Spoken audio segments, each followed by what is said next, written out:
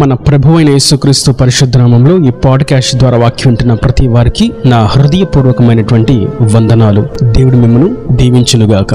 సామెతల గ్రంథము 11వ అధ్యాయము 24వ వచనం. వెదజల్లి అభివృద్ధి పొందువారు కలరు, తగిన దానికన్నా తక్కువ ఇచ్చి లేమికి వచ్చువారు కలరు. చదివినటువంటి వాక్య భాగంలో వెదజల్లి అభివృద్ధి పొందుట అనేటువంటి విషయాన్ని మనం చూస్తున్నాం. ఇచ్చే విషయంలో ఆశీర్వాదం ఉండిద్దన్న సంగతి మనకి తెలిసే ఉన్నది. అయితే వెదజల్లి అభివృద్ధి పొందడం అనేది ఒక లోతైనటువంటి అనుభవం.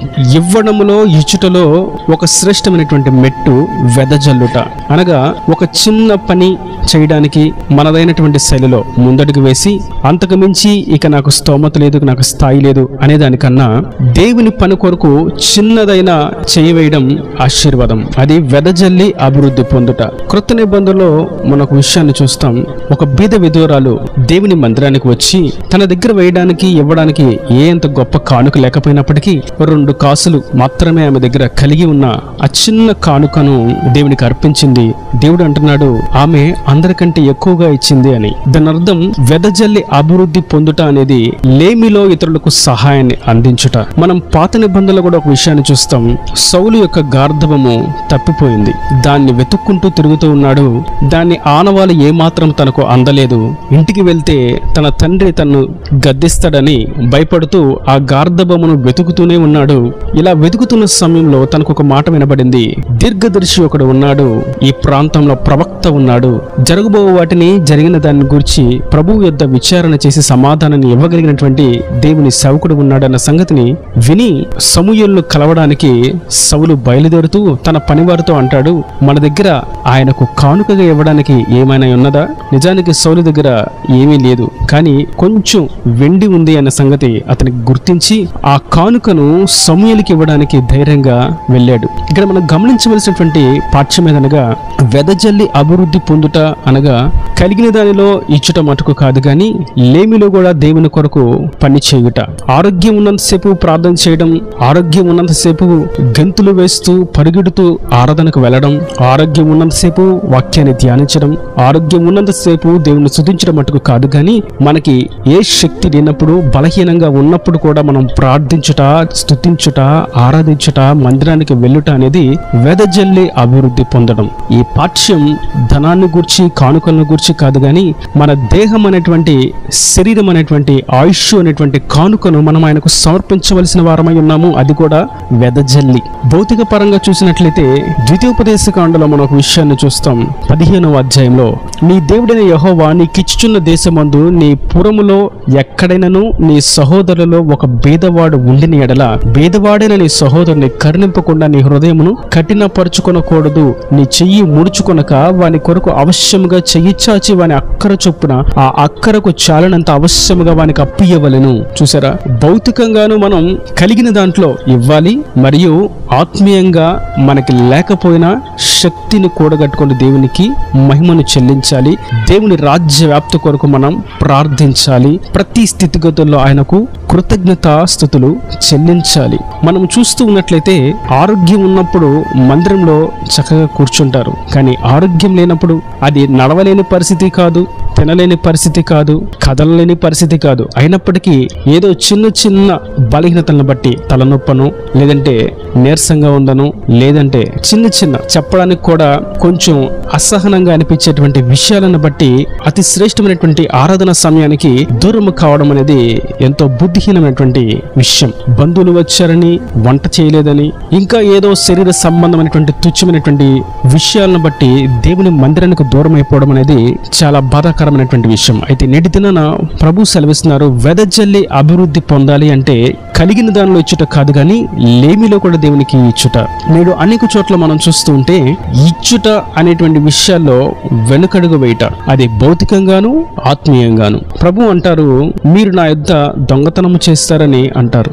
మలాకి ప్రవక్త అంటారు, జనులకు మీరు దొంగతనం చేశారని ప్రభు చెప్తున్నారు అని అంటే మేమే విధంగా దొంగతనం చేశాం అని వారు తిరిగి సేవకుని ప్రశ్నిస్తున్నారు. అప్పుడు అంటారు, ప్రభు, నా మందిరంలోకి తీసుకురావాల్సినటువంటి 10వ భాగాన్ని సైతం మీరు తిని దొంగిలిస్తున్నారు అని అంటారు. అక్కడ ముఖ్య ఉద్దేశం ఆయనకి డబ్బులు అవసరం లేదు, వారి ఇచ్చే ఫలాలు, కానుకలు, పంటలు, ధాన్యము ఆయనకు అక్కర్లేదు, కానీ వారి హృదయంలో నుండి వచ్చేటువంటి ప్రతిష్టత లేకపోవట ఆయన యొక్క ముఖ్య ఉద్దేశం. ప్రభు అంటున్నారు, మీ ఉద్దేశం చాలా చెడి ఉన్నది, భౌతికంగా ఏమీ రావట్లేదు అన్న దాని గురించి కాదు, కానీ మీ హృదయంలో ఆ ప్రతిష్టత, అర్పణ అనేటువంటి విషయం మీకు దూరం అయిపోయింది. ఆత్మీయంగా మీరు దిగజారిపోయారు, వెదజల్లి అభివృద్ధి పొందేటువంటి స్థితిలో నుండి మీరు వెనకడుగు వేస్తారు అని ప్రభు వారికి సెలవిస్తున్నారు. నిజానికి ఇజ్రాయేలీల యొక్క చరిత్రను చూసినట్లయితే వారికి ఏ ఆస్తిపాస్తులు లేవు, ఏ ధనబలము లేదు, ఏ జ్ఞానము లేదు, ఏ శక్తి సామర్థ్యతలు లేవు. కేవలం వారు తమ దాసత్వ బ్రతుకుల నుండి విడుదల పొంది పాలు తేనెలు ప్రవహించే కనాను దేశానికి బయలుదేరారు.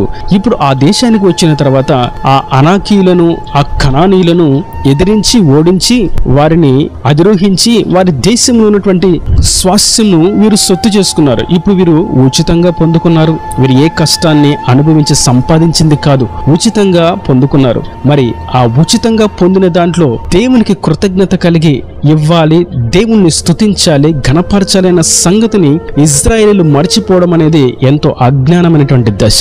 నేటి దినాన ఈ వాక్యం ఉంటున్నటువంటి నా ప్రియ సహోదరులారా, మనం వెదజల్లి అభివృద్ధి పొందాలి అని ప్రభు కోరుకుంటున్నారు. ఏ విషయంలో? భౌతికంగాను, ఆత్మీయంగాను. దిక్కు లేక విధవరాలుగాను, బీదలుగాను, అనాథులుగాను ఉన్నవారు మీ యొద్దకు వచ్చి చెయ్యి చాచితే మీకు కలిగిన దానిలో చేయగలిగినది చేయండి. ప్రభు అంటున్నారు, అది వెదజల్లి అభివృద్ధి పొందుట. వారు పూర్తిగా ఆకలి తీర్చబడేంత ఇవ్వడానికి లేకపోయినప్పటికీ కనీసం ఆకలి తీర్చబడడానికి అవసరమైనటువంటి ఒక మార్గం, అవసరమైనటువంటి ఒక ఈవి మనం కల్పించుట చేత వారి అక్కర తీర్చబడుతుంది. ప్రభు అంటున్నారు, ఇది వెదజల్లి అభివృద్ధి పొందుట.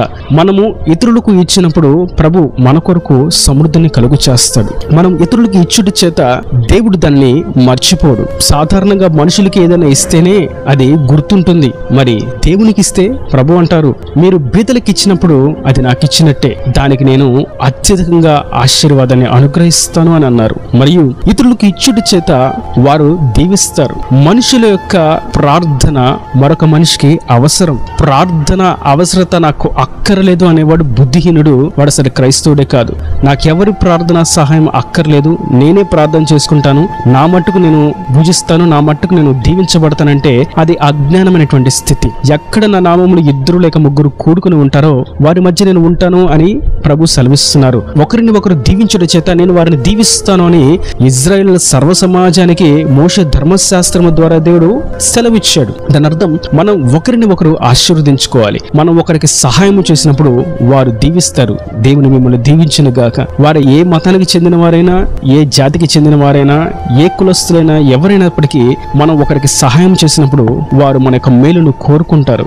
ఇది రెండో విషయం. మూడవదిగా, మనం ఇతరులకు ఇచ్చుట ద్వారా, సహాయం చేయడం ద్వారా వారి అక్కర తీర్చబడుతుంది. వారి అక్కర తీర్చబడు చేత అది మనకు ఆశీర్వాదం. నాలుగవదిగా, మనం ఇచ్చుట అనేది ఎక్కడి నుండి నేర్చుకున్నాం? దేవుని యొద్ద నుండి. దేవుడు మనకి ఇచ్చాడు, ఉచితంగా ఆయుష్ని ఇచ్చాడు, ఉచితంగా ఆరోగ్యాన్ని ఇచ్చాడు, ఉచితంగా జీవితాన్ని ఇచ్చాడు, ఉచితంగా ఆహారాన్ని అనుగ్రహించాడు. అయితే మనం ఇతరులకు ఉచితంగా ఇచ్చుట చేత, మనం ఇతరులకు వెదజల్లి ఇచ్చుట చేత దేవుని యొక్క ఆజ్ఞకు, దేవుని యొక్క వాక్యానికి మనం లోబడి ఉన్న వారముగా మనం నిలబడగలుగుతాం. మరియు మనం ఇతరులకు ఇచ్చుట చేత వారు హృదయపూర్వకంగా ప్రార్థనలో జ్ఞాపకం చేసుకుంటారు.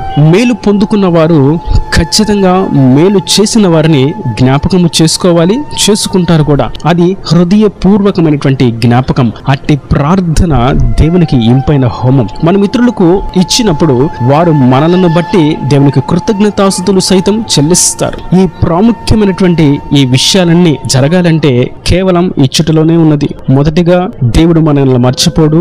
రెండవదిగా, పుచ్చుకున్న వారు ఇచ్చిన వారిని దీవిస్తారు. మూడవదిగా, ప్రజల అక్కర్లు తీర్చబడతాయి. నాలుగవదిగా, మనం దేవుని ఆజ్ఞకు, దేవుని వాక్యానికి లోబడి ఉన్నామని నిదర్శనము చూపించగలుగుతాం. ఐదవదిగా, ఇచ్చిన వారిని, పుచ్చుకున్న వారు హృదయపూర్వకంగా వారి యొక్క వ్యక్తిగత ప్రార్థనలో జ్ఞాపకము చేసుకుంటారు. ఆరవదిగా, వారిని బట్టి కృతజ్ఞతాస్తుతులు చెల్లిస్తారు. ఇట్టి ఆత్మీయ ఐక్యత, ఆత్మ కలిగించు ఐక్యత, ఆధ్యాత్మిక గుణలక్షణాలు మనము కలిగి ఉన్నవారమైతే అది దేవునికి మహిమ.